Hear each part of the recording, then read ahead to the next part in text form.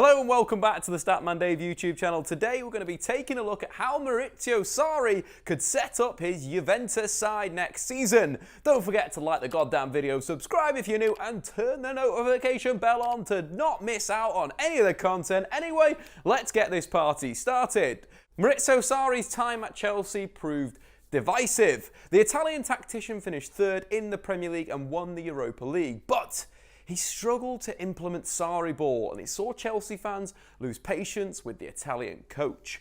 Sarri departed from London after just one season, where he won his first managerial honour and took the vacant job at Juventus. But how will he fare in Turin? Let's take a look at how he could set up the Italian champions. In terms of systems, Sarri's default system is the 4-3-3, and it's expected that he'll continue this at Juve. His Napoli side, one of the most aesthetically pleasing sides in European football, an advocate of positional play, using the ball to move his opponents around. For example, if Napoli could flood the left side of the pitch with the ball and bodies, recycling possession before switching out to the right-hand side for Callion on the overlap, moving their opponents from the left side of the pitch to the right side of the pitch, or alternatively using Jorginho as a bounce player to draw their opponents deeper and then use the space in between the lines to create goal-scoring chances, using width or vertical spacing to open up their opposition. Off the ball, they pressed with maximum intensity in a man-orientated manner. Unfortunately, Sarri couldn't get his style across at Chelsea, with the players saying his training was too tactical, and they didn't adopt Sarri ball. The players struggled to move the ball, their pressing was laboured, and Sarri won the Europa League with Chelsea with a far more scaled-back version of Napoli. But let's go back to Juventus. Sarri's pre-season comments suggest they could either play a 4-3-3 or maybe even move to a 4-3-1-2 that Sarri employed at Empoli, using Valdefiore as a regista, two box-to-box midfielders, and Riccardo Sampanara in attacking midfield. This could potentially be seen at Juventus, but his main focus should be how to get the best out of Ronaldo. Zidane did it at Real Madrid using a 4-3-3, a 4-5-1 and a 4-4-2 diamond, using CR7 as a left winger or striker.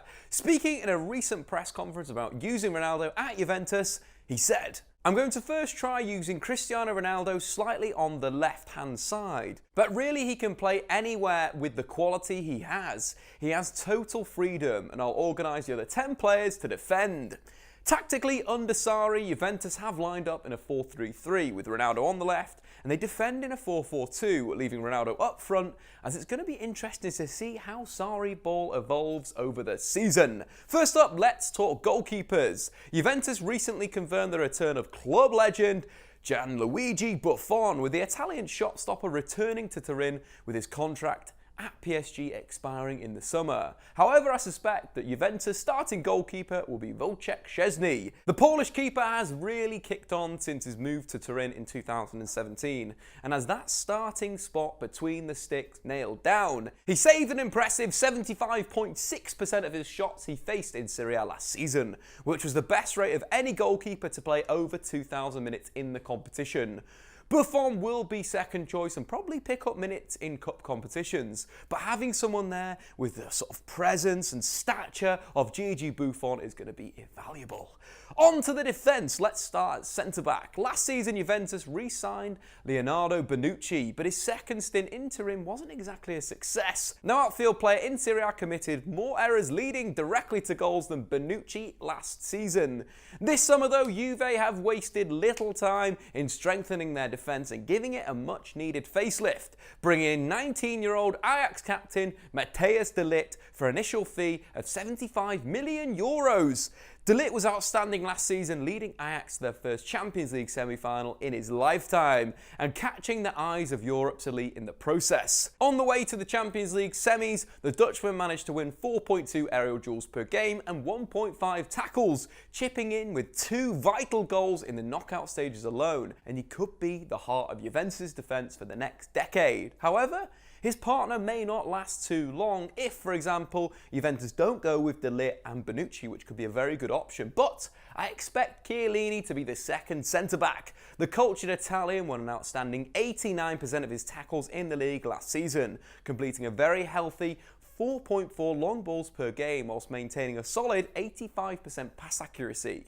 Important for Sarri's possession game are the centre-backs. They've got to be comfortable on the ball and be able to break the opponent's lines with passes. In De Ligt and Chiellini, Sarri would have his best combination yet. The experienced Chiellini would be the perfect mentor for De Ligt, and the pair could form one of the best centre-back partnerships in Europe. At 34, Chiellini won't be able to lock down that spot long term, but he's certainly the best option at the club currently to bring the best out of De Ligt. And it'd be daft of Juve to bring in two new starting centre-backs when they're chasing the Champions League title, but when Chiellini does tire, Daniele Rugani could be an excellent rotation option. Moving to fullbacks, João Cancelo and Alexandro could be their guys for Sarri. Sarri's side typically use asymmetrical fullbacks, with one pushing on and one being more reserved. At Chelsea, he played the attack-minded Marcos Alonso on the left and the more reserved Cesar Azpilicueta on the right. At Juventus, this could be reversed, with Sandro occupying deeper positions and Cancelo pushing forward. Cancelo is one of the most complete modern-day fullbacks in Europe right now. The 25-year-old completed 2.4 take-ons per game in Serie A last season, more than any other defender in the league, and more than any of his Juventus teammates, and was directly involved in 4 goals. Again, the most of any Juve defender.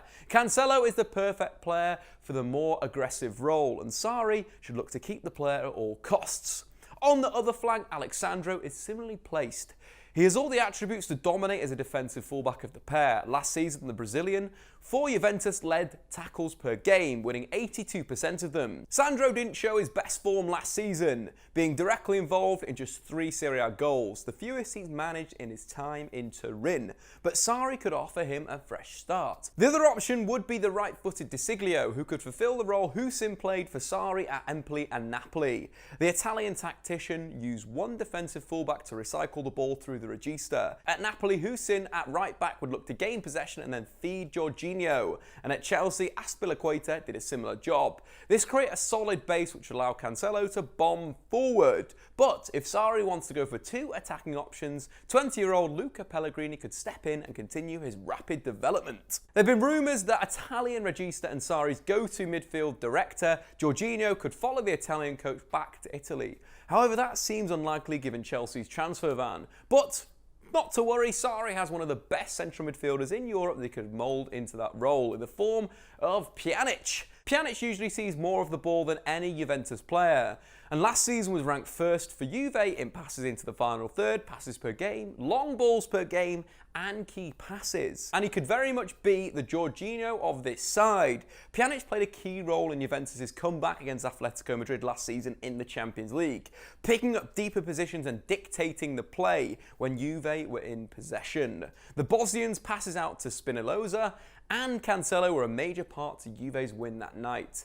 Pjanic showed his ability to play as the director, and his numbers reflected that in his performance against Atleti, managing the most touches on the pitch, completing the most passes, completing the most long balls, 9 out of 10 of those. Very, very interesting. Going off this performance, you can certainly see Pjanic being the conductor of Sarri ball from defensive midfield. On to our first midfield new boy, and of course, is Adrien Rabiot. Rabiot, if Juve can address his attitude problems, could be one of the best free signings of all time. At just 24, the French midfielder has plenty of time to develop and is already one of the most complete midfielders around. Rabiot is a genuine two-way midfielder who is excellent winning the ball back but also progressing it. It's worth being very wary of a small sample size given the Frenchman's lack of minutes last season, but his stats were really impressive. On average in Ligue 1 last season, Rabiot won the ball back 7 times per game and progressed it into the final third 15.3 times. One of the biggest issues at Chelsea for Sarri was a lack of somebody in the squad that could fulfill the Hamsik role in Sarri's midfield at an elite level. But at Juve, Aaron Ramsey could slot in here perfectly. Ramsey's stats last season match up well to Hamsik's in the 2016-17 campaign under Sarri, which arguably was the best season of the Mohawked goal-scoring creator.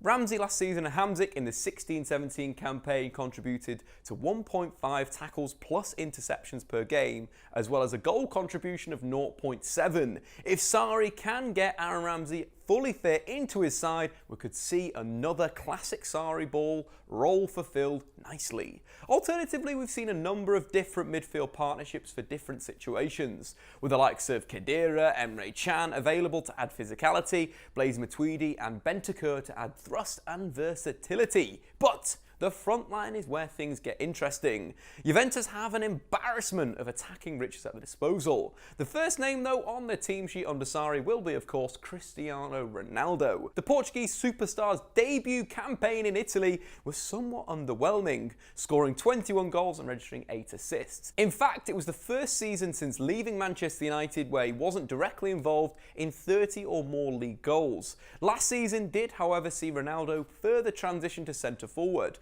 where he played 56% of his Serie A minutes, and somewhat could be an issue for Sarri. Sarri's system is traditionally built up on inside forwards playing out wide. For the most part of his career, Ronaldo has been the best inside forward in the world. Now that Ronaldo operates more of a forward striker, it means that Sarri may have to tinker with his rigid tactics. We could see Ronaldo deployed through the middle with a left-footed Douglas Costa off the left as a winger, Paulo Dybala off the right as an inside forward. This would be a mirror image of Sarri's Napoli, where most of the attacks came down the left-hand side, with Gulam providing the width and allowing Insigne to drift inside. Instead, Cancelo would provide the width, allowing Dybala to operate from the second striker position, where he's at his best. Over the last 2 seasons, Dybala has been directly involved in 16 goals in 15 games as a second striker. And on the left, Douglas Costa would provide pace, width and direct running.